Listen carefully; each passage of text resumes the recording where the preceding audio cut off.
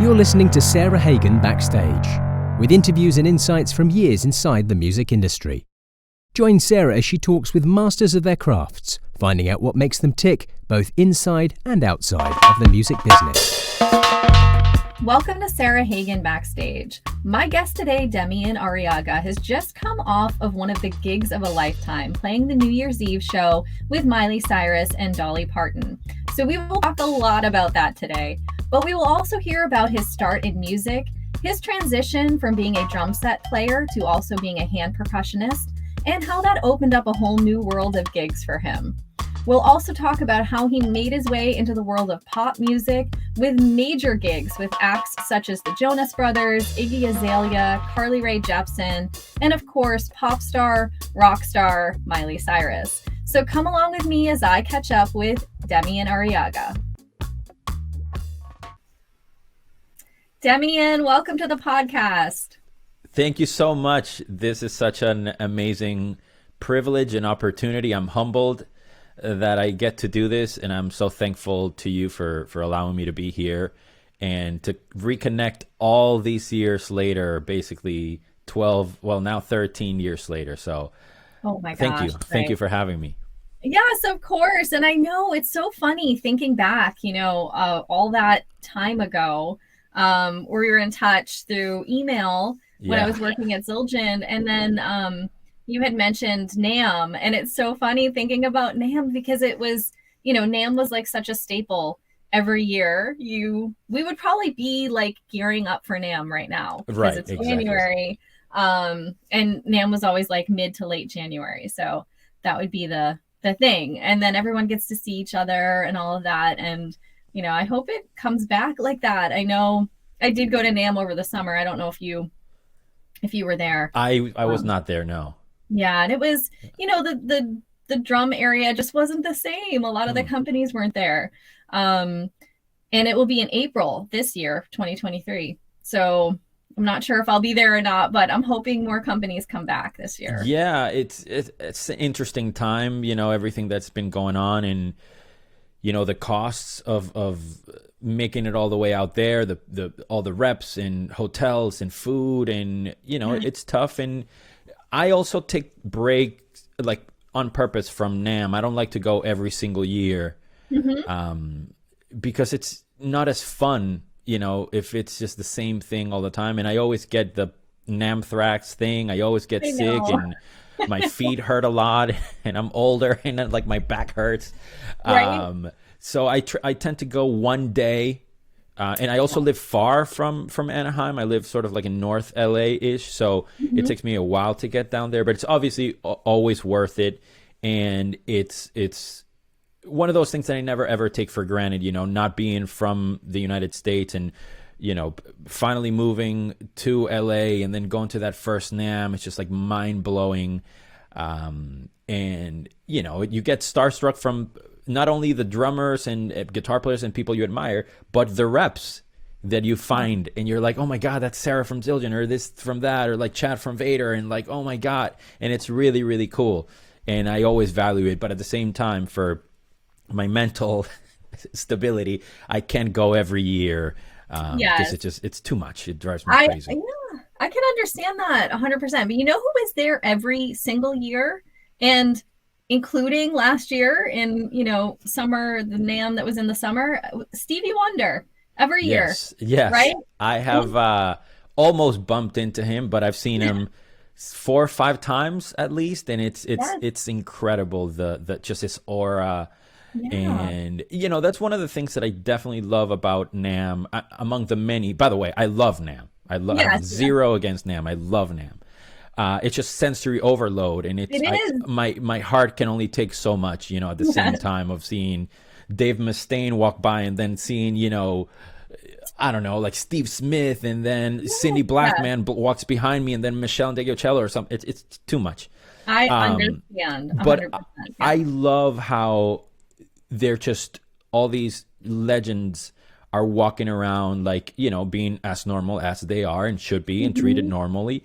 But every so often, and you can feel this sort of superhuman other level of musician and the respect they get, and you almost kind of feel like there's an energy coming, and there's something that I feel, this force field, and then you turn around, or you might hear some noise or like some people talking, and then you turn around, it is Stevie Wonder, or people like that. So it's absolutely insane. It's great.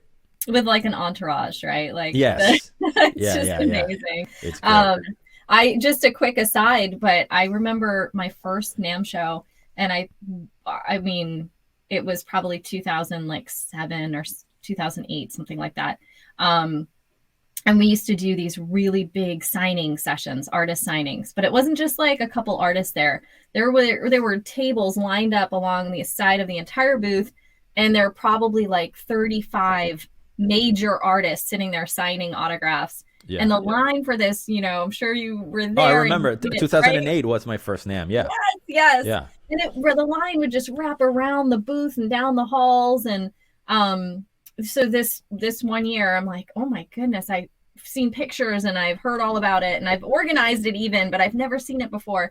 So the tables are lined up, and there's like Travis Barker and Steve Gadd and, you know, like major artists, Vinnie Colaiuta, all lined up on these tables. And I remember someone saying, okay, Sarah, stand here and make sure no one like gets through the barrier. And I'm like, have you seen me? Like, yeah, what am I gonna I'm you know, I'm tough, like, but that's, you know, that's I'm security today, apparently. But, right. It was, you know, oh my gosh, those were the days. Those were the right. That's like amazing. I remember that in you know, one of the tricky things for me with NAMM is the sort of balancing the super mega fan that I am of a lot of these men and women that I admire and respect, and also they're my colleagues and my peers, which is a mind confusing thing, you know, because you know, I grew up, two of my favorites with Nick Menza, may he rest in peace, and Pat Torpey also, may he rest in peace. Like, in my mind, if you were to tell me like, oh, you're going to NAMM and they're going to be around, and you're supposed to, you're now this drummer in LA trying to find your way, you know, and you're supposed to see them as your peers and your colleagues, I would be like, no, dude, I want to just like kiss their hands and feet. Are you kidding me? They recorded Rest in Peace and lean into it. And like, so there's this part of having to navigate that mentally and emotionally that is always a very draining thing for me whenever I go to NAMM. It's like I need to psych myself into knowing like, okay, there's a way, not necessarily that I have to behave as far as like betraying who I am and what I would love to do, you know, because every time sort of like one of my life philosophies is to always tell people that you love them and you admire them and respect them, especially when they're alive. And I used to do these drum tribute things. I'll talk about that later, but I've learned a lot through that, through passing of people that I care about or musicians that I love. So I always see NAMM as this opportunity to tell people that I admire them and I respect them in a very sort of vulnerable situation. But at the same time, it's very tricky for me because it's like, wait, you know, I'm supposed to treat them as my equal. And then I'm like, no, first of all, we're not equal. Second of all, if I start believing that I'm at their level, it goes completely against this sort of reality, first of all. It's not really the most humble thing to think about, and your ego gets involved. So again, it's beautiful. I love NAMM, but I also enjoy that sort of juxtaposition of feelings and things that I feel like I should do or how to behave and all these other things. So it's an interesting time. Yes, and I understand that. I really, really do. I mean, I find myself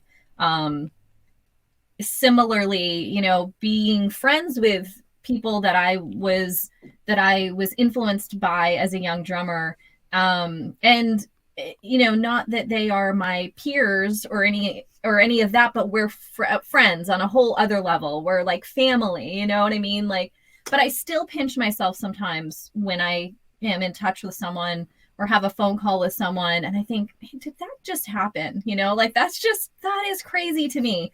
But in the moment, I remind myself that, you know, we're all human, and in this like little microcosm that we're in, like this drum and percussion world, there's such a camaraderie and a family atmosphere. I always say family, but it really is like this family atmosphere. And when you do have those conversations or you're in touch with someone like that, it's always amazing to me to see that everyone is so humble. You know, it's been a very, very rare occasion where I've met somebody who wasn't humble about it, you know, and that's just amazing to me. And I think, you know, it kind of that feeling kind of gets passed down in most cases. Yeah, and also when I'll include myself, when we aren't humble or we have certain outlooks, let's just say, or opinions, or we behave in a certain way, it gets around really quick. And you know, you have stories, I have stories of people that you're like, wow, this person did this, or that guy behaves this way, or so on and so forth. So, you know, although it is a beautiful community, it's also a good opportunity for us to kind of see that as a microcosm as far as networking and how to behave and how to be professional, and then expand into, you know, music, being a professional musician in general. Absolutely. Yeah, and that's a piece of like really good advice too, is like, this is a very small industry, so make sure you're a good person, right? Yeah. Yeah. I mean, that is always such an interesting point, because whenever it's like saying like, hey, you have to be humble. It's like, well, if you're saying it, it sounds kind of weird. It's like, or when people say like, you know, you have to, you know, like in drummer speak, every drummer says, right, you got to play the song, you got to play what you get, but not everybody does it. The reality is that a very, very few percentage of people that say it actually do it.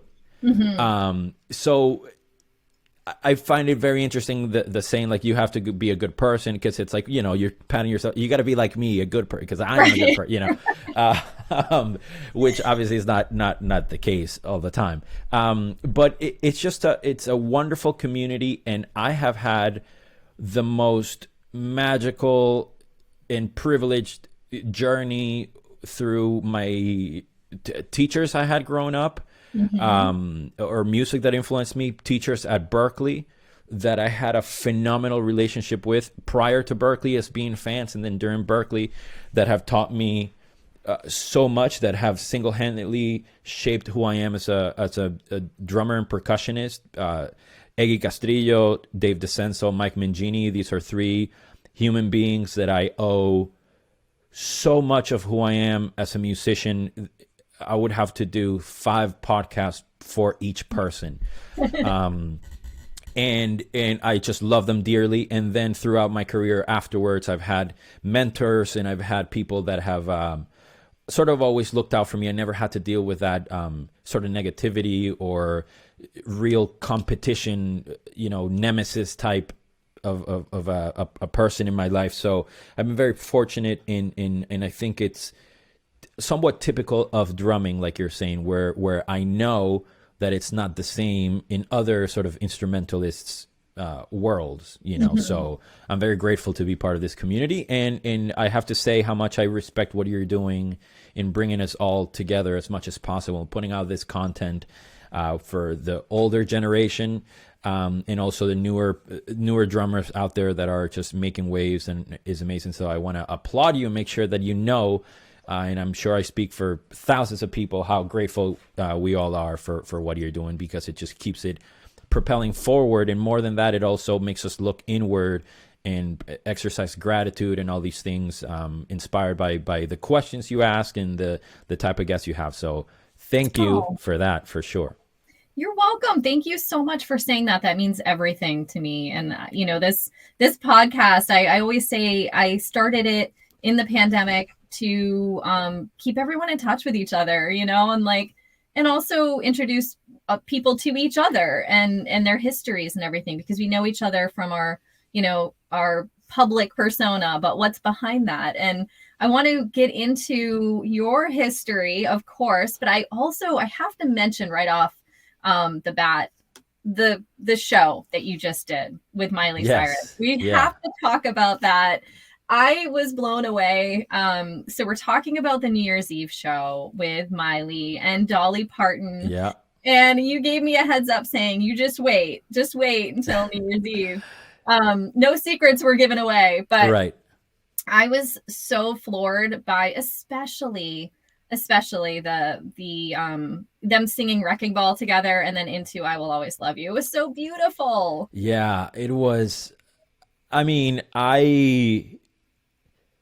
the last year or so was insane for many reasons, and I'm sure we'll get to that. But it Yeah. started with the New Year's Eve show last year, and thinking that there's nothing that could top that. And then fast forward to this year where we got to play, like you're mentioning, with Dolly Parton. And Dolly is a person that it reminds me of what I said about, or we felt with Stevie Wonder. What I'll say about Dolly is that aside from her aura, you know how you hug people that wear cologne or perfume, and then they leave and they kind of linger, or sometimes it's like too much and it's like it's very strong and you don't like that smell. Yes. Dolly's smell like preceded her. Like you're Oh. just sitting there at rehearsal, kind of waiting for us to play, obviously, and you hear like 5 minutes till they walk or whatever, and 2 minutes you start smelling something and feeling like this vibe, and you look in front of you and there's nobody around you and there's no Dolly or whatever, and then you kind of turn around, you kind of sense this energy, and you smell something really nice, and it's Dolly Parton. It's this magical entity, that it's just magnificent. And like I always say, working with Miley has been the privilege of my career. She is absolutely stellar in every which way imaginable. Humble, hardworking, the attention to detail she pays. The smartest person in the room when she walks in, is aware of everything, and I admire her. And as a feminist and somebody that admires women and has had an amazing support of females in my life, she is just badass, and I love her energy and what she's about, and I love her music. So to be able to play with her and Dolly was magical. Of course, playing with David Byrne, sometimes we have, and I know this has happened to you, we have like a bucket list and things that we work toward.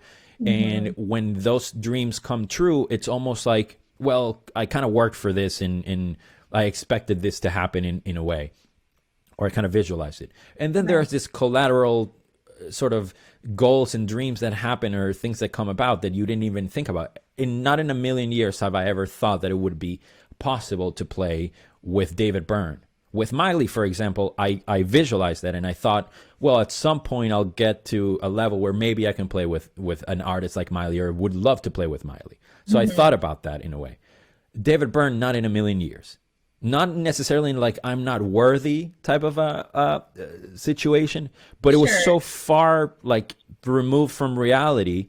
Like, why the hell would I ever be in a situation to play with David Byrne?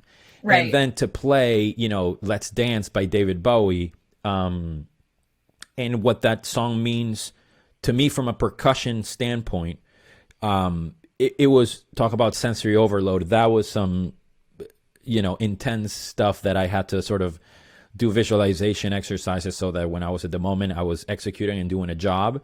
And I learned a lot of that from Mangini, and, also sort of let go the ego of, oh, wow, I'm here with, playing in front of millions of people, blah, blah, blah. Maybe I can do something, to show off, or whatever the normal thing that we think about. So it was an amazing opportunity, humbled to be a part of it. And I will say that probably my favorite part of the show was watching this band Lily perform. And Lily, out of the 4 members, 3 were my students at School of Rock. Back then it was in Hollywood, and then eventually moved to Burbank. So Max, the drummer, who is one of the, probably the drummer I have seen play live the most in my life. Sam, the guitar player, Dylan, the singer, and Charlie, the bass player, who I didn't teach, but those 3 kids that are now, in their 20s, grown men. That was a super personal, highlight, career-wise and emotionally, and as a teacher.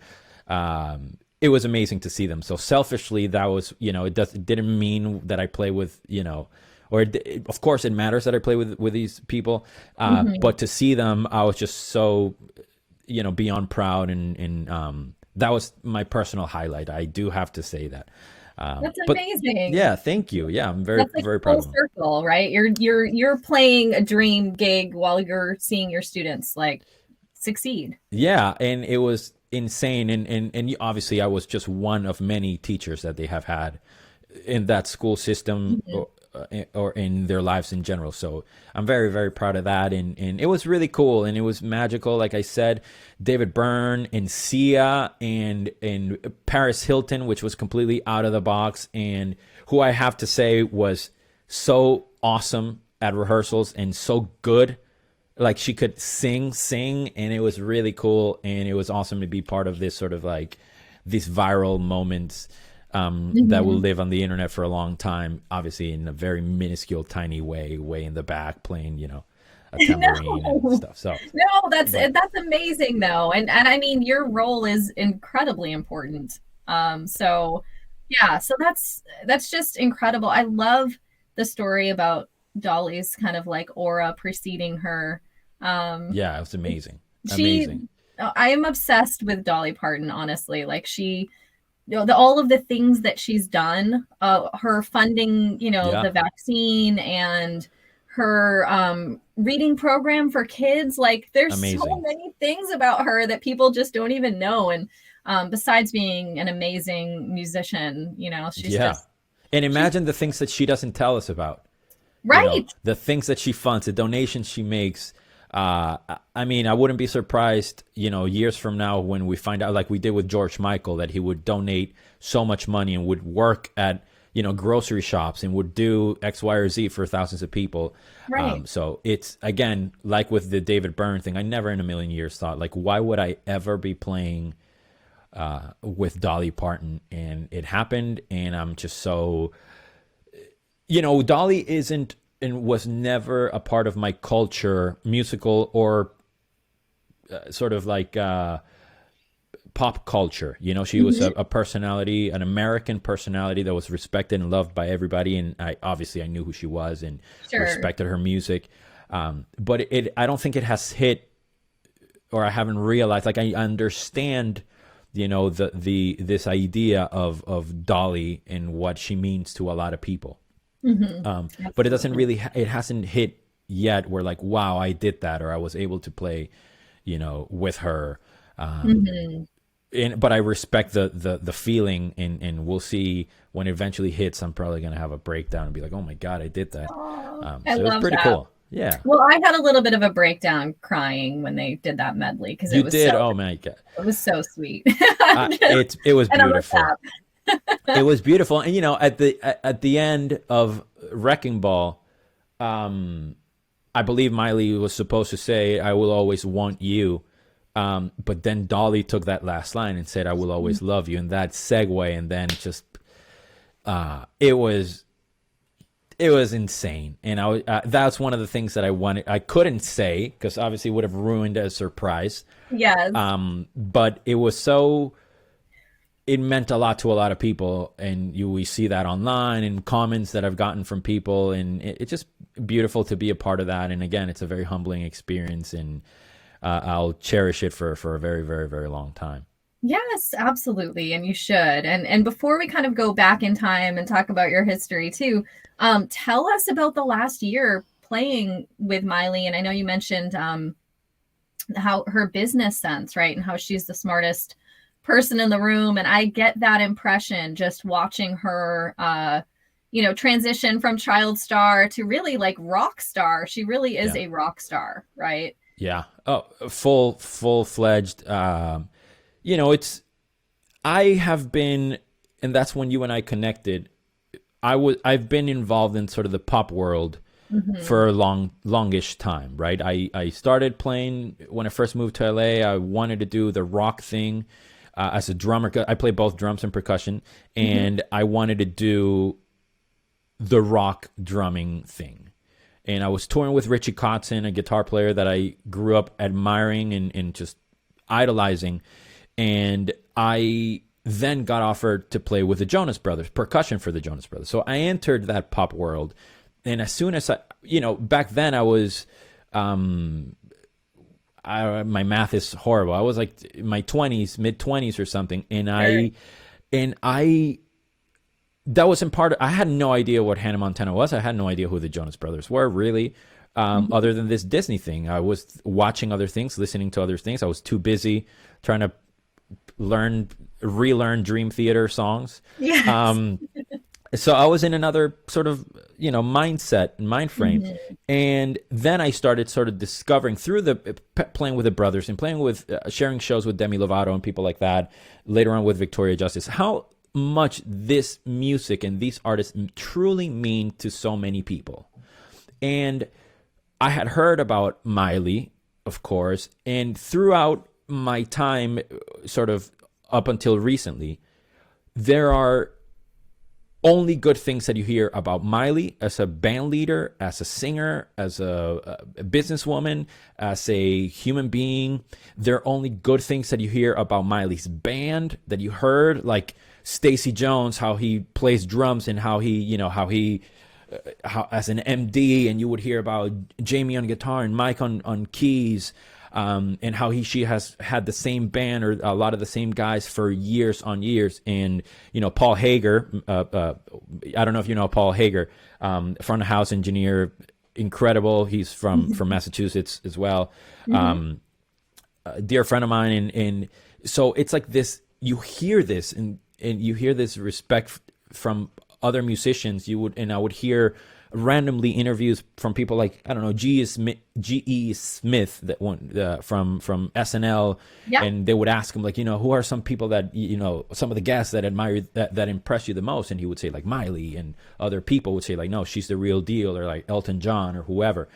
And I got to experience that, and I was never apprehensive, because none of the feedback and none of the sort of rumors and rumblings I would have had, none of the intel suggested otherwise. It was all like, she's the real deal. She's the real deal. And when I got to meet her and work with her, it was that. And we did last year's New Year's Eve show. Shortly thereafter, we did a show at the now the Crypto Center, but Staples Center, with Green Day. And she recorded that. And it's a live album that's available on everywhere. And then we did a bunch of Lollapalooza shows, headlined all the Lollapalooza shows in South America. We did Argentina, Chile. Then we played in Colombia, and we all almost died on a plane that got hit by lightning on our way to Paraguay. Yeah, that's a whole different story. Holy moly. Yeah, I didn't know that. Yeah, we were on a flight, and there was a horrible rainstorm, and our flight got hit by lightning, and we had to emergency land basically in the middle of nowhere in Paraguay. And eventually we made it out and went to Brazil instead a few days later, and then we played the show there. But that was like amazing, right? So I had this, and I'm taking a slight detour for a reason. That's okay. Yes, So, absolutely. by the way, this all comes from me finishing sort of a tour that I did with the Jonas Brothers in 2 years ago, in 2021, where I wasn't sure what my future would be involved with them. I wanted something different. I wanted something more challenging musically. I wanted something just different. So, but I was very confused, and I didn't know what the hell would happen. And then this landed on my lap, so to speak. So now fast forward to, the Lollapalooza shows. Everything was amazing. We did a couple of private shows here and there. And I was having like the best year of my career. It was amazing. Then we did a show with Steven Tyler that Miley couldn't make it, and we ended up playing with Jessie J. It was amazing playing Dream On and playing Walk This Way, with Steven Tyler, him asking me to hit the cowbell louder and like asking me to get a gong, and Kirsten had to send me a gong.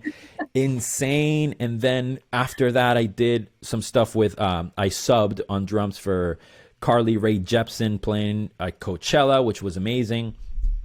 So there's all this momentum and all these amazing things, and then everything goes quiet.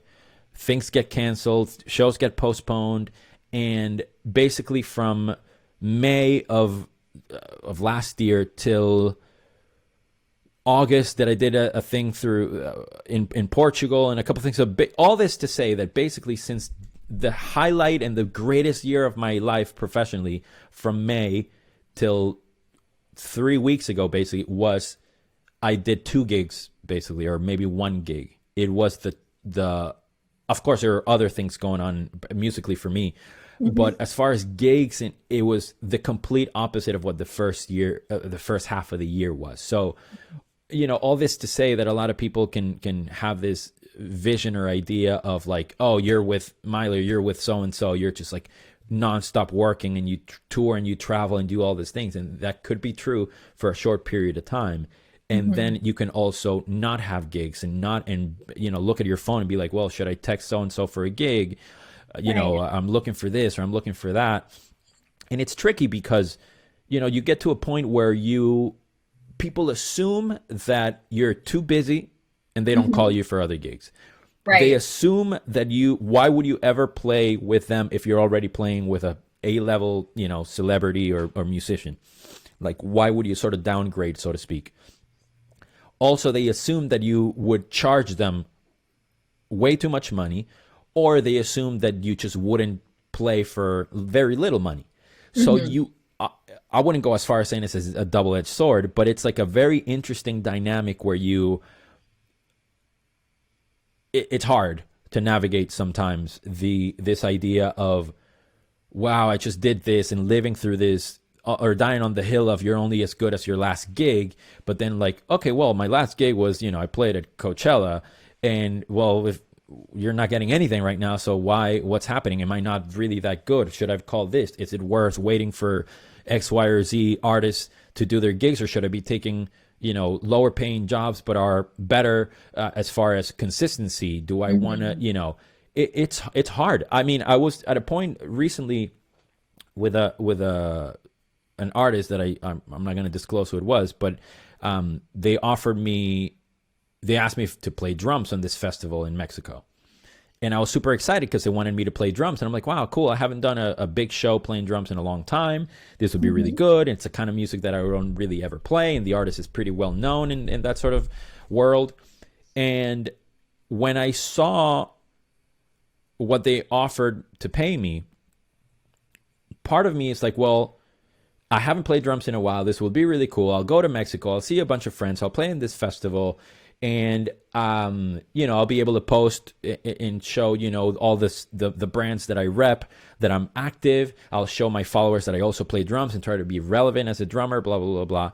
And also, on the other hand, the amount of work and the little pay that they offer was so low and insulting, really, that I had to make this decision of like, well, hold on a second. I'm not making any money right now, but that would be good. But like, am I desperate enough to take it? Or I don't know if desperate is the right word, but like, should I take it?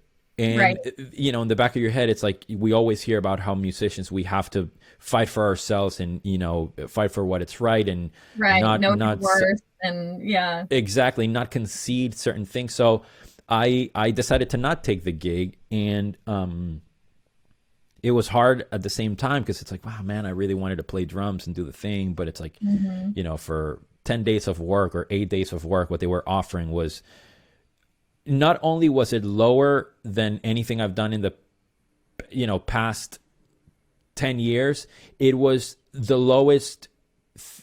It was the equivalent of what I would have played at any venue here in Los Angeles when I first moved, or when I was playing, Johnny D's in Boston, or when I was playing at, any venue in like at the Hyatt Hotel in Boston. They were paying me twice as much that what they were offering me on this professional, touring gig, or a major label with an artist that has millions upon millions of plays on Spotify. So it was tricky because I'm like, well, man, imagine what a privileged position you're in. So many drummers that would die to be in your position, and how are you going to say no to this? And but there's the reality of life and cost of living and priorities that we have and things that we need to take care of, household situations, plans for the future, and so on. So it's been a very interesting, intense year where not necessarily the playing with Miley is the only thing that I've learned that is sort of worth documenting and worth sharing, because a lot of the times the sort of downtime is what a lot of musicians sort of need to hear, that it's normal. First of all, it's normal. Right.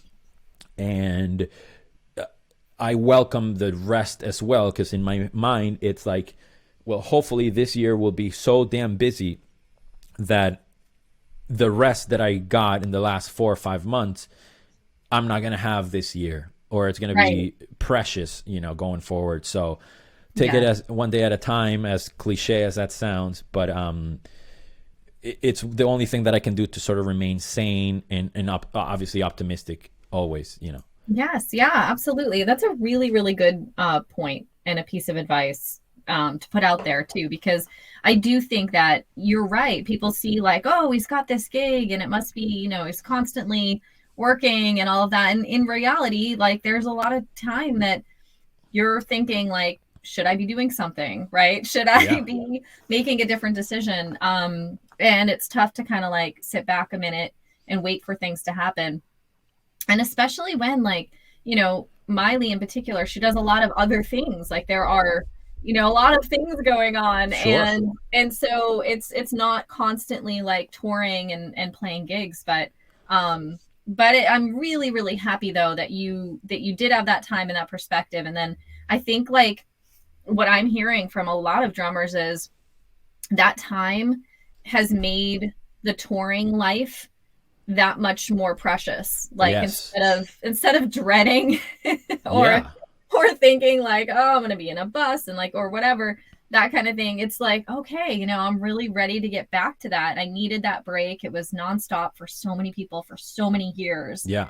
And then it puts things in perspective and makes you really kind of appreciate that life. And it also makes you appreciate the time that you do have that's downtime or at home or, spending it with family and friends and that kind of thing. Yeah, absolutely. And one thing that I'll say though, just so people kind of follow along, is that if I were to only play drums, I would probably try to get way more gigs as a drummer, right? Mm-hmm. Like actively try and call and go to auditions and do the thing. As a percussionist, however, I might have prefaced this wrong, but as a percussionist, I am among the first people that get called off or not used, right? So gotcha. I've learned that through the years, because it's not a bass player in his rig or a guitar player in their Kemper or an amp or whatever.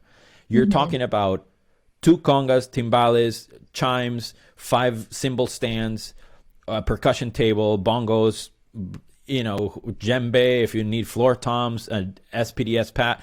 You're talking about potentially 12, 15, 20 inputs for some people. Mm-hmm. That is a lot of stuff. Mm-hmm. So I understand when are like, yeah, they're not going to use percussion. They're not going to use percussion. And at some point, I stopped taking it personal. Mm-hmm. At one point in my life, it was like, is it me? Do they not want me and my music? Am I not doing it right? Am I not, being musical enough and blah, blah, blah. And it's like, no, it's just a matter of like, maybe they don't have enough inputs. Maybe they just don't want, to carry all that stuff, or they don't want to spend X amount of thousands of dollars to take your gear or, rent from SIR in New York City, X amount of money. When they just like, it's on track, whatever, they don't use it. Do we really need a live shaker player on this particular song, at SNL or whatever? Like, maybe not. So right. I've learned to deal with that. So from a drummer, I still get butthurt, I would guess. Yeah. But for percussionist, for me to like live and be sane, I don't take it personal. It's like, well, right. Probably like I would probably do the same if I was a band leader, and I was like, ugh, dude. The percussion guy with two congas and yeah. No man, I'll just do the PDS pad, Right. Yeah. That is a good point too. So just kind of throwing it out there because it's always although it can be applicable to many musicians, I think this particular thing of the not working and not being on demand applies more to the percussion side, and also part of the tricky thing to navigate, or that I have that I sort of not struggle with, because it's one of my favorite things in the world, is am I a drummer? Am I a percussionist? Right. And there are not a lot of people that do both. So I try to do both, not for me to feel fulfilled on either or, but I always like proving or showing people that you can do both, and that you probably should do both, because you will be able you'll duplicate the probabilities of you working and being active and being called to do X or Y or Z, or the recording, or so I see drums as percussion as one thing. Yes. And thankfully, my musical background, I love thrash metal and I love salsa music just the same. Yes. And I attribute a lot of that growing up in Venezuela, of course, but I always stress, just as a matter of not only being a professional, but just like being a fulfilled musician, you got to learn other stuff. You got to learn other instruments. And if you don't want to learn harmonic instruments or melodic instruments, stretch out and learn how to properly play and get some good sounds, decent sounds on congas and bongos and cajon, and how to hold a shaker and how to play a tambourine. And if you do that, you can do a lot of more gigs. That maybe you don't want to do the coffee shop gig playing cajon and you're like, oh, I hate playing cajon. But if it's a matter of paying your phone bill that month or not doing it, and especially if you're just new to in a city or a scene, or you just moved to a different country or whatever, I definitely encourage people to try to do both, because also from a technical standpoint, yes, I've done a lot of percussion. I know how to play the salsa stuff and all this. I'm not a studious musicologist that I know every beat from Brazil and every beat from Haiti and every beat from Ghana and every beat from... I know very little. In the big scheme of things, I know very, very, very little. And I just try to, do not only what the song deserves or is, just what the song has recorded, first of all, and also what the music director and the artist tell me. Right. I have no ego whatsoever. If you want me to hit a conga with a closed hanger and that's the sound that you want, I'm sorry to all my Cuban friends, all my Venezuelan friends, all my Puerto Rican friends and all that. That's exactly what I'm going to do. Right, right. Obviously, depending on the artist, and I'm being facetious, sure, yeah.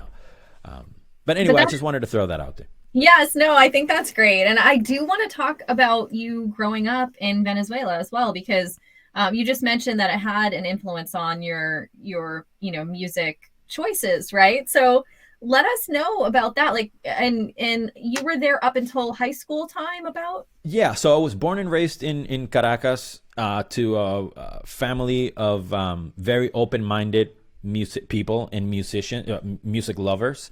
My dad played a lot of percussion, so I always had congas and bongos around the house, but he wasn't a conguero or a bongo player, like a professional. He just did it for fun.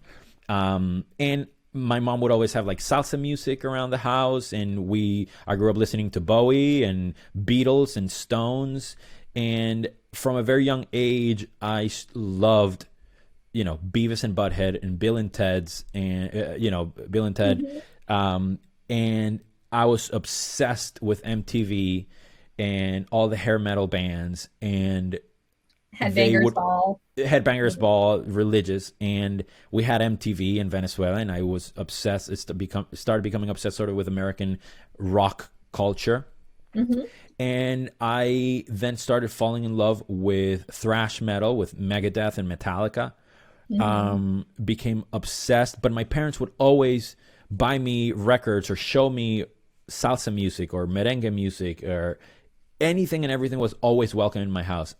Gangster rap, when I lived in Boston, nothing was ever, this is not music or that's not, proper, nothing. They would allow me to listen to anything with any lyric, Iron Maiden records, songs by Megadeth that talked about Satanist rituals. My parents were fine, just know that that's not real, or that this is... So it was very open-minded. And then when I got to 7th grade, basically I moved to Boston, because my older sister my only sister, she got accepted to Suffolk University in Boston. So we all moved as a family to kind of help her get settled. Wow. And yeah, so when I got to Boston, it was like a dream come true. It was just walking around. I didn't have to wear a school uniform. I can wear whatever I wanted. And I would skateboard around Brookline and walk to Fenway Park and do that whole thing. It was like living in an episode of like Saved by the Bell or something like that. It was just like the greatest thing ever. And when I went to high school, I discovered hardcore punk music, especially straight edge hardcore music. That just blew my mind. Bands like H2O, Youth of Today, Minor Threat. Well, they're not, Minor Threat's not from New York. But anyway, or I should have said New York hardcore or New York straight edge. But anyhow, just hardcore music. Cro-Mags that Desenso played in, just kind of full circle stuff. Just all that music was just mind blowing to me. Just like crappy recording, but I love the message. I love the positivity. And I embrace a sort of straight edge lifestyle. And I just thought it was amazing coming from listening to really negative music. The impact that genre had on me was huge. So that's when I started playing in punk bands, and I had a punk band in Boston, and we would play Misfits covers, and it was amazing. It just felt like, wow, this is what I want to do for the rest of my life. But I was very much a soccer fanatic, and I still am. And when I went back to Venezuela for junior and senior years of high school, I had to start sort of choosing where I was going to do for the rest of my life. And back then in Venezuela, music was never an option other than audio engineering. And there was nothing less appealing in my life than knowing what a compressor did, or what signal to noise ratio was, or what the knobs in a freaking console. I had zero interest whatsoever. Yes. I thought it was stupid back then. I was like, this is the worst thing. This is music? What? What about freaking playing the actual instrument? What are you talking about? So it was never an option. And back then I had started like partying and drinking and, hanging out with friends and girls and the whole thing. And I was like, oh, I'll stay. This is like the normal progression. All my friends are staying here. This is what I'll do. So I went to college. I did sociology there for a few months, because that's kind of what a student counselor told me that I should do, and blah, blah, blah. And I kind of let people sort of dictate what I should do. And it's not like I had a passion for music or like, this is my calling, this is what I want to do. I just really liked it, and I was pretty good at it. And I was never in bands in Venezuela. That only happened for a year in Boston. I was never in bands. I was only literally working on Megadeth songs, Mr. Big songs, and Dream Theater songs over and over and over. Eventually, when I discovered Mangini, I tried to play some of his stuff with Steve Vai and other musicians, and that was it. That was like my relationship to music. So I quit college, and through the support of my parents, and they were like, look, if you're gonna do music, it has to be Berkeley. Give it a shot. And we had, not only had my sister gone to Suffolk University, but my dad went to MIT.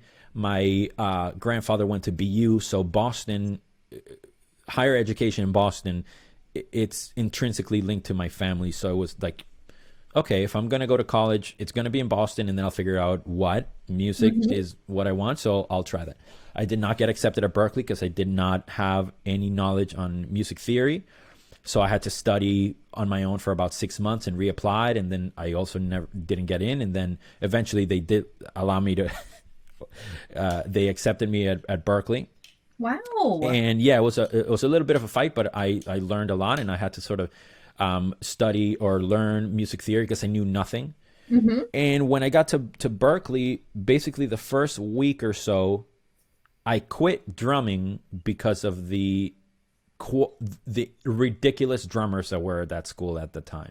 I was going to ask you, because I think we're around the same age, and I was trying to think of who was at Berkeley at that time. So as far as drummers that were there, and adjacent, not exactly the times I was there, but like maybe a year after I got there. But you're talking about Hiromi, Esperanza Spalding, St. Vincent, who I played with at Berkeley a bunch. or who is now St. Vincent, Annie Clark. But the drummers were Nikki Glaspie, Justin Raines, Dana Hawkins, Jordan Pearlson, and Tony Escapa, two of my favorite drummers of all time, let alone from Berkeley. Who else? Thomas Pridgeon. Yes. Kendrick Scott. Wow. I mean, it's just absurd. And I went to John Epcar. It's just stupid. And I went home and I was like, I can't do this. So I literally quit drumming and I changed my major to hand percussion. Wow. And because I had been self-taught, I had played congas and timbales here and there with some friends, and also at like school in Venezuela, like band for a Christmas period for a couple of years. And I was like, you know what? I love percussion. I already know enough drums that I can sort of teach myself, and I know what to get better at, and I know I could take labs and I can take private instruction. So I'll do that. I'll keep that in the back burner. Excuse me, but I'm just going to learn something new. So I sort of bet and gambled in I'm going to play percussion, so maybe in the future I can do hand percussion and elevate the probabilities of being hired, basically. Right. And I met Iggy Castrillo, who taught me basically everything I know, alongside Jamie Haddad, Mike Rinquist, Ernesto Diaz. It was amazing, a magical time at a school. And then later on in my time there, I met Dave DeCenso, who was the yin, and then Mangini was the yang. And it was just those two, like I've said, drum-wise, I've learned so much from them too, and also musically in general. Like I honestly, Sarah, I don't remember many actual technical things that Dave taught me or that Mangini taught me. What I remember about them is so profound and so life-changing, that they left a massive imprint in my career. Mangini, for example, with the idea of visualization, visual motor behavior rehearsal, and being aware and being on top of everything that I'm doing, and also how to chart songs was something that to this day I apply, and I owe him. You know, one of the reasons I do get called is because I know transitions in between songs, and I know song form as a drummer and a percussion player. Not in a jazz sense, but in a sort of pop rock world.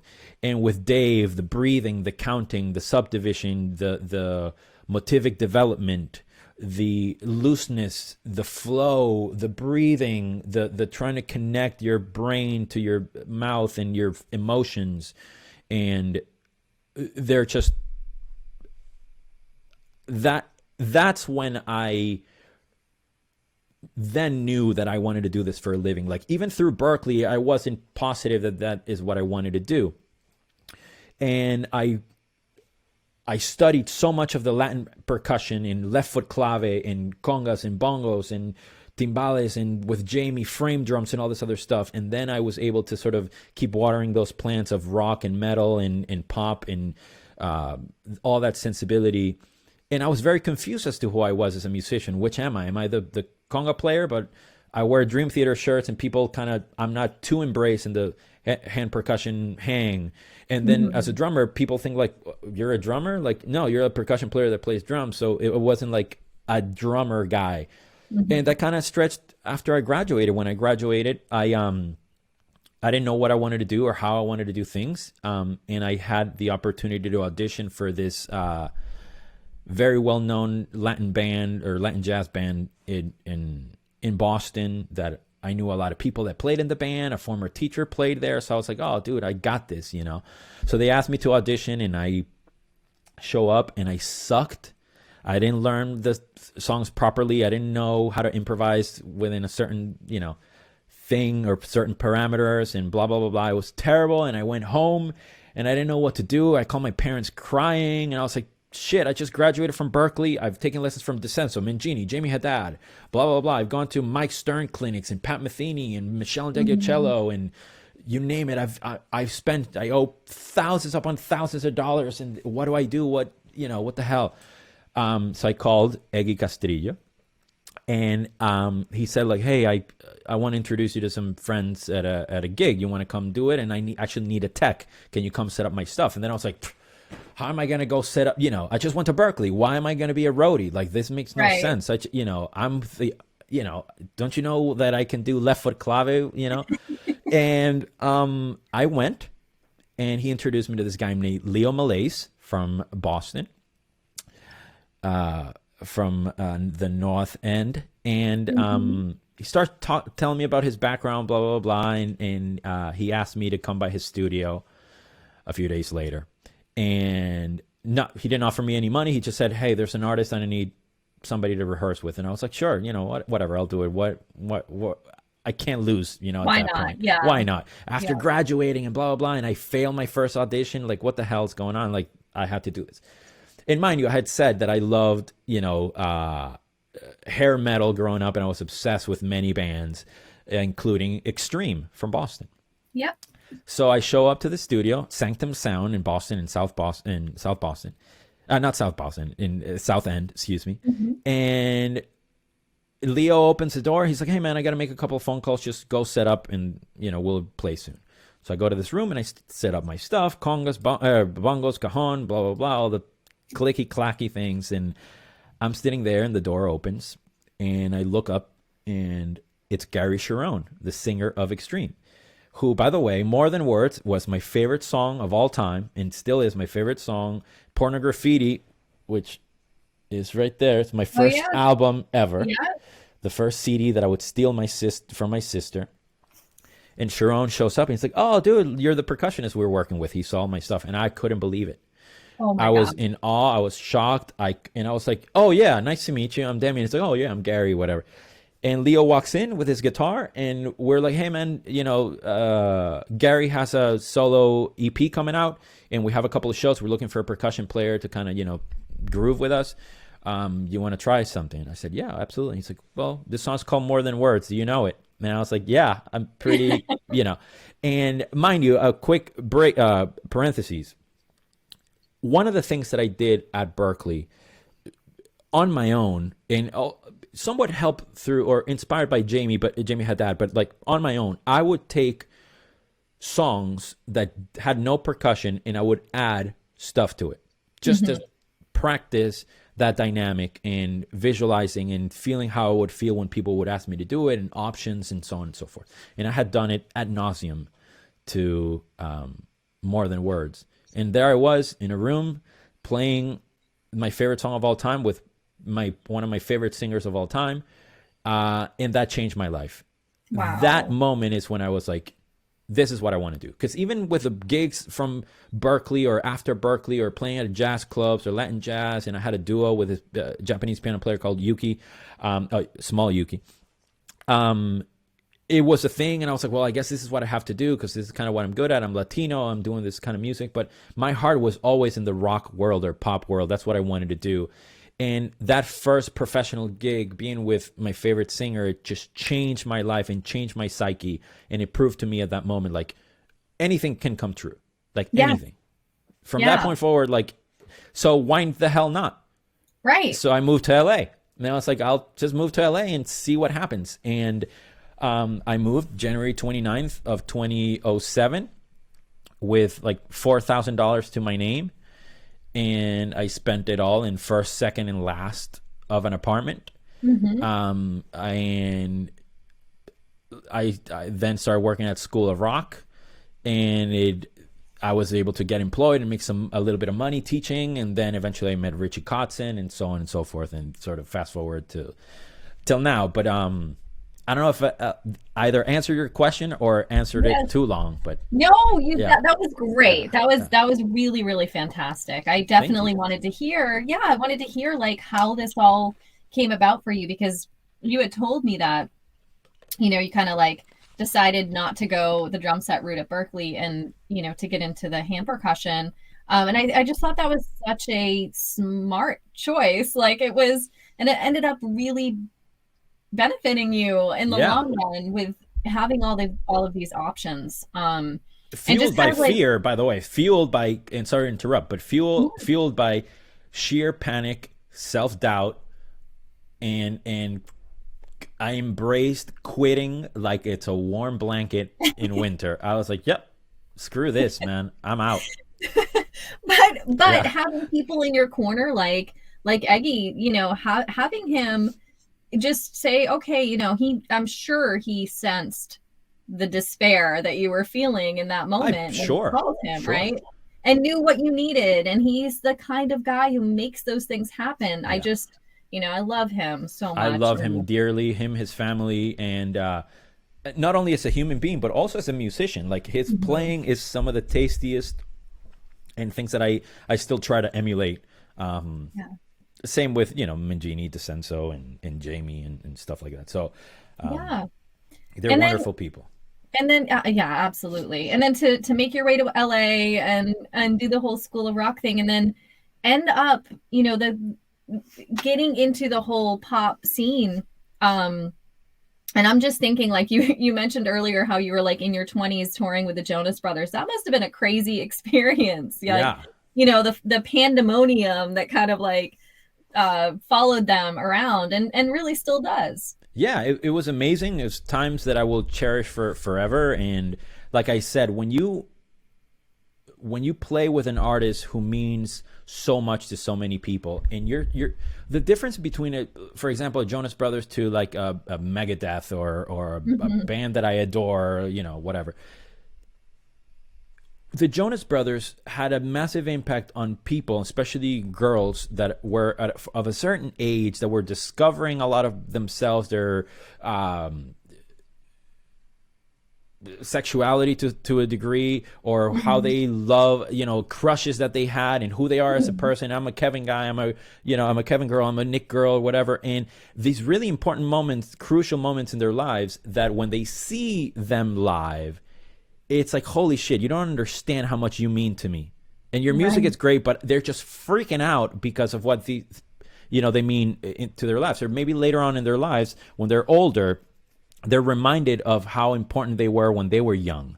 Yes. Which doesn't necessarily, to me, happens in my experience with, Bjork or with Ruben Blades or whoever. They're just part of my life.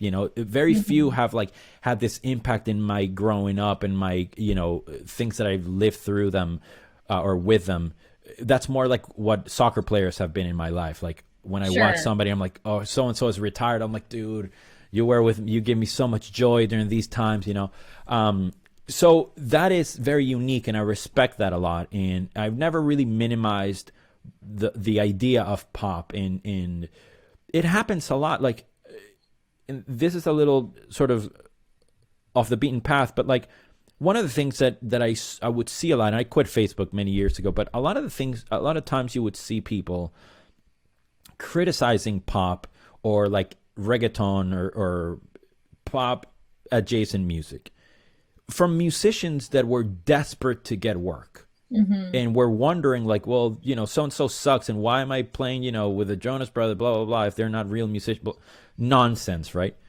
And then they would ask me for gigs, and or I would see them on a pop gig, and I'm like, they're not going to last, because at some point their manager is going to look through their social media and they're going to see all the negative things that they said. So one of the keys for anybody that wants to work in the pop world, aside from learning songs verbatim and respecting the idea of how Steve Jordan always says that simplicity is not stupidity, you have to understand what that artist means to their fans and respect that. It's sacred, and you're not there for anything else but to make this machine continue to work.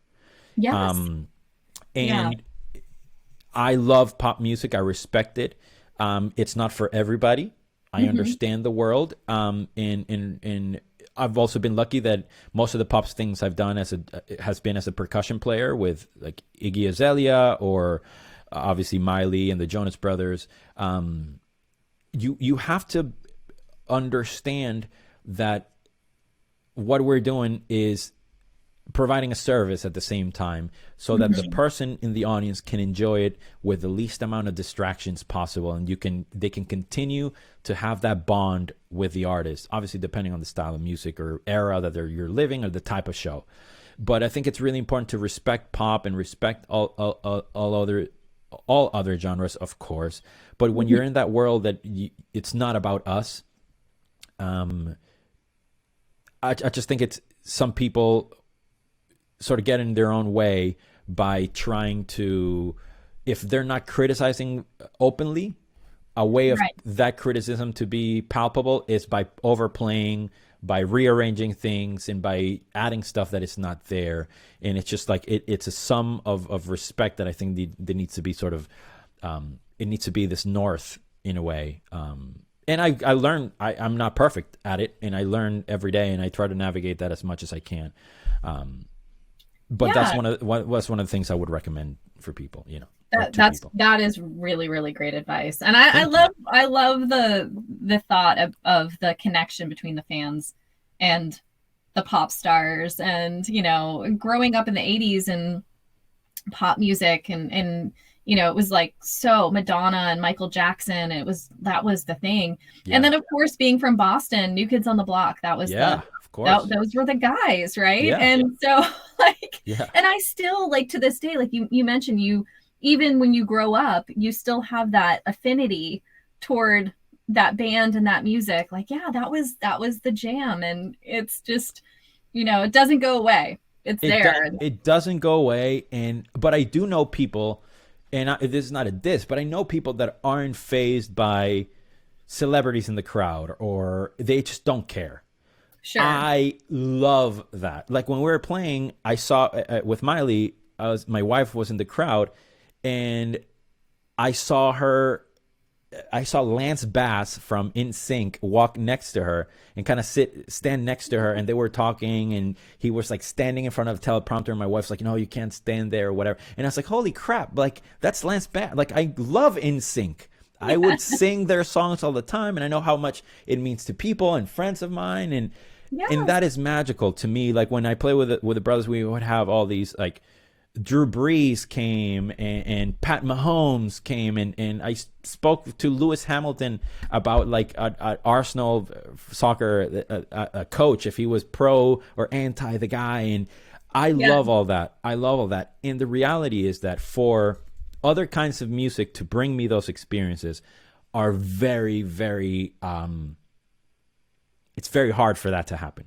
Sure. It's very hard for me to meet my favorite soccer player, Tom Brady, if I'm playing at a jazz trio in Salem, Massachusetts, you know. Sure. But if I'm playing at a pop show, you know, and I can Madison Square Garden, and they're whatever, you know, the probabilities of that happening are greater. And that's one of the reasons why I love pop so much, is to allow me to live these experience adjacent to the music, that it's all related to the artist, and it's just cooler. And I've experienced it when I've invited people to shows, and whereas if I invite them to another show with a big artist, they're like, oh, of course I'll go. Or a brand, or an endorsement that might not happen if I play with whomever. And by the way, I do have to say that when we met through Zildjian, and you sent me cymbals for the Jonas Brothers tour, that was one of the most amazing days of my life. And when I see Kirsten, every time I tell her this, that when I walk into my room and I see all those Z's, and you can't see too much, but all those symbols, it's surreal, because it's literally the brand out of all the brands that I use, and I'm thankful to be endorsed by. Zildjian was the one, and my entering to that arena was thanks through you and your belief in me, and what I was doing with obviously a huge band at the time and a huge tour, but that allowed me to feel very confident in myself, and it was definitely one of those moments that mean a lot in careers that aren't necessarily like this bucket list thing of like, oh, I've played with this or I've played this venue. It's like, wow, I just had an email from @zildjian.com, you know. So I appreciate that very much, you know. Well, thank you so much for saying that. I'm really, really happy to have been part of your journey in that way. Oh my God, are you kidding me? I'm so thankful. And you know, I would say, you know, also Chad Brandolini, and back then Dana Spellman. Yes, Dana. I had no gigs, and then I had this Sharon thing that was maybe once, twice a year. And Dana was like, "Yeah, man, let's just sign you up." And then he put me in touch with Chad, and I've used Vader for a very, very, very long time. So that's great. I'm thankful. It's it all sums, you know. It's like a Lego piece situation. So and there's so much like Boston connection there too. Oh yeah, Dana and Gary and all those guys. That's just incredible. I loved, and you talk about like going to a concert and there's like celebrities in the audience, and that, you know, part of being in Boston, I would go to see like Journey and Steve Smith, and like in the audience, you know, it's me and Chad Brandolini and Dana and, you know, McGee. Yeah, McGee, of course. And Gary Sharon, and like it's like crazy. the core. Insane. I had the privilege to play at Fenway Park a couple of years ago. Yes. And I wore my Extreme shirt. And I love that just felt right. And it was Boston, you know, when people talk about the Garden, like, oh, we'll play at the Garden, I'm always like, oh, you mean the TD Garden or the Madison? You know, you got to make it, you know, you got to clarify which, because my Garden is not the Garden, but the Garden is the Garden for me, you know. Yes. But I don't need to explain it to you because you're from Boston, you get it. So yeah, Boston means so much, and you know, just like not logistically, but as a matter of fact, the Sharons, Nuno, Mangini, DeCenso, Zildjian as a company, Vader as a company, that is, you know, like, that's it. That's like amazing, and I always value my time and always value my time in Boston. Yes. And again, not to beat a dead horse, but I'm very thankful for you believing in me all those years ago. Absolutely. And next time you come through Boston, we'll have to get together. We'll have to have a beer near Fenway or something. Yes. We'll definitely have to link up, and I can't wait to go back. Yeah, it's, you know, I mean, obviously my hometown, but it's hard for me to imagine living anywhere else. It's a great place. Yes, of course. I know what you mean. I want to make sure that we don't forget to let people know where to find you. So where can they follow you? And then also let us know what's going on this year with you. Okay, really quickly. And I'm so verbose and I talk so much. It's like insane. You're going to have to edit half of this podcast. No. As far as what's next for me this year, I really have no idea. There's no gigs on site. I have something late February at the Baked Potato with some heavy hitters here in LA, which it's always one of my favorite gigs, with Randy Cook on drums. Oh, nice. Very good. Randy Cook and Derek Frank, bass player. He's the leader of the band. He plays with Shania Twain and Gwen Stefani, and this Ty Bailey on keys, who play with Katy Perry for years, and is playing with Josh Stone now, and Josh Ray Gooch, who played with a million people, but Shania Twain recently. I write my own music, and it's all based around the handpan and the instrument, the dome-looking thing. So I'm a handpan player, and I've been composing music for the past few years, and I've released 3 or 4 EPs, and I'm about to release a new one. So that should be out hopefully by the beginning of February, if not a little bit earlier. We're just kind of in the mixing process at the moment. And I'm really excited about that because I want to explore, syncing possibilities and sort of more passive income from that world. So I'm really, really excited about that. And hopefully, Miley gets busy, or other artists that I might be working with, or that might need percussion or drums. I also have, I started creating courses on Udemy, and I have a shaker course, an introduction to shakers course, which is available on Udemy. And if anybody's interested, they can reach me directly and I can give them a discount code. And I'm going to do the same for tambourines, right? So it's basically courses for people, maybe non-drummers, that or drummers that don't understand shakers all that well, but they get asked to play in a recording, or producers, background singers that are thrown a shaker or a tambourine. They're like, yeah, play. And they, it swings when they're supposed to be playing straight, or they don't, it's not consistent. I break it down and it's very user friendly, the whole method. And so I'm excited about that as well. And people can find me on social media. That's the easiest way. At Demian Arriaga on Twitter. Follow with caution because I post a lot of political views. Definitely Instagram. And if anybody that's interested in lessons of all kinds, drums, percussion, bass, handpan, you can contact me at lessonswithdemian@gmail.com. And yeah, just always up for I have a podcast called the Music Mentor Podcast that I'm about to relaunch.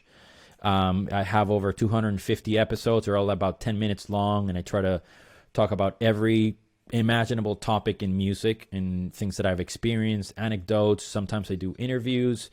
So it's a bunch of stuff. And if you don't want anything to do with music, but you happen to be a women's soccer fan, I have a podcast called That Arsenal Women Podcast, which is exclusively about Arsenal women. My biggest passion and the thing that gives me the most joy in life. And I'm very, again, passionate about that. So if you want to follow that for whatever reason, do it. And yeah, that's enough self-promotion, Sarah. No, that's great. Yeah. That's great. And I will link all of those things in the podcast show notes and in the YouTube description too. Thank you. Everyone can just click on it and easily follow you and find you. Yes, thank you. Yes, absolutely. And thank you so much for being my guest today. It means a lot that you took the time. And again, I hope I get to see you in person again really soon. Thank you. It means so much to be included in the same breath with, I'm in the same database of drummers that have not only had a huge impact in my life, but, the Thomas Langs of the world, and JD Beck, and who I love as a person and a drummer. I met him one time. I gave him a quick lesson on Whole Lot of Love. Many years ago. I doubt he remembers, but stellar human being, that kid. Again, it's just a privilege. I have no idea what I've done to merit this, and I appreciate you kindly, and it means a lot. And I know my parents are so happy that I get to do this, so they can watch from Venezuela, and my sister, and they're excited whenever there's content out there. So it makes us feel closer to each other. So thank you. Absolutely. I love that so much. Shout out to your family. Yes. And that's amazing. Awesome, Demian. Thank you so much again. And we will connect again really soon. Yes. Thank you so much. All right. Bye. Bye. Thank you for tuning in today. Join us each Tuesday for new episodes of Sarah Hagan Backstage.